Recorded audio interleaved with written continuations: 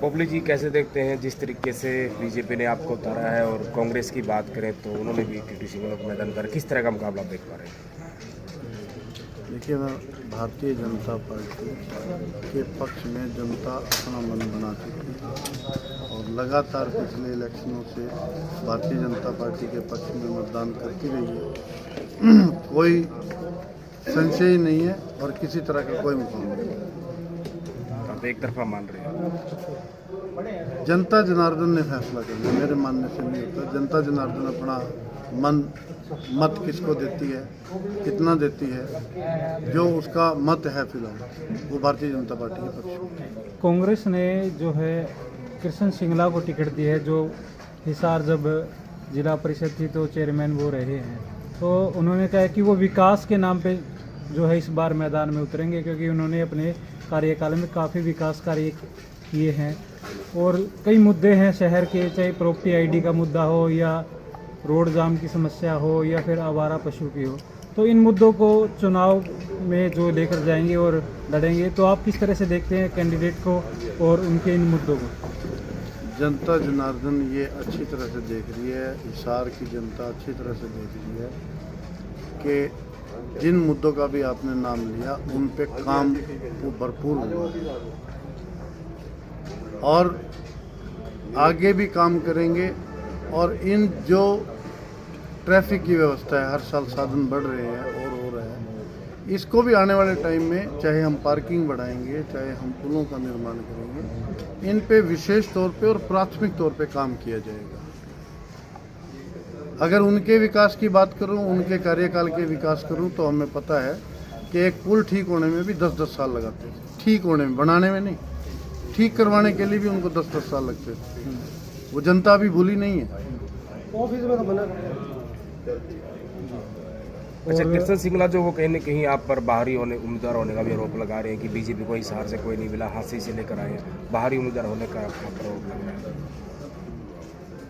बाहरी किसको मानते हैं वो मुझे तो समझ में नहीं है। अभी ये सवाल आप पत्रकार बंधुओं ने भी पूछा है, तो मेरे केमिस्ट साथी आए हुए थे और उन्होंने जब बताया और उनसे बात हो रही थी, 93 से तो मैं यहाँ पर व्यापार कर रहा हूँ दवाइयों का और मेरा सब कुछ यहीं पे है, तो इसमें बाहरी कैसे हो गया भाई? और जनता से मेरा इतना जुड़ाव है, लोगों से इतना मेलजोल है, तो वो फैसला कर लेंगे। ये क्या गलत अनाप-शनाप बोल रहे हैं। अच्छा, जैसे जिस तरीके से ये भी चर्चा है अभी जिंदल हाउस क्या करेगा, आपकी सपोर्ट करेगा नहीं करेगा, क्योंकि इसकी वजह रही है पिछला विधानसभा चुनाव और लोकसभा चुनाव, क्योंकि दोनों ही चुनाव बीजेपी ने हारे हैं। देखिए, कल जिंदल परिवार की टीम यहाँ मंच पर थी, अब उन्होंने अपना पूरा समर्थन दिया है, आशीर्वाद दिया।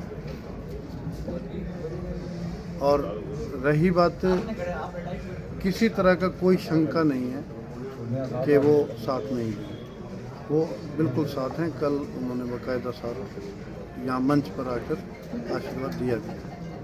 कल जिस तरीके से कमल गुप्ता आपके साथ गया, कन्वेंशन भरवाने, और विधानसभा चुनाव की बात करूं, हालांकि बीजेपी ने कमल गुप्ता को उतारा था, लेकिन कमल गुप्ता के साथ जो खेला हुआ और सावित्री जिंदल को जिस तरीके से निर्दलीय कहने के जितवाया गया, आपको लगता है कि कहने के बीजेपी के जो हिसार की जो बीजेपी है भीतरघात होकर प्रिंग पोपली के साथ भी कोई ऐसा खेला हो जाए? पार्टी अपने प्रत्याशी के साथ होती है, खेला मेला ये सारी चीज़ें कांग्रेस करती है। इन चीज़ों में कुछ नहीं आने जानी, खेला हो गया और हो गया।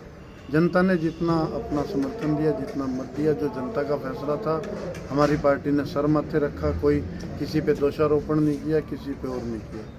तो जो भी जनता का फैसला था वो सर्वमान्य है और परिस्थितियां चुनावी कई बार ऐसी हो जाती हैं, तो वैसी रही थी, अब सब ठीक है। जनता को कोई संदेश देना चाहेंगे? मैं आपके माध्यम से जनता जनार्दन से ये निवेदन करना चाहूँगा, एक भारतीय जनता पार्टी है जो राष्ट्रभक्त है, राष्ट्र के लिए सोचती है और राष्ट्र के लिए काम करती है, तो आप उसके प्रत्याशी को विजयी बनाएं। धन्यवाद।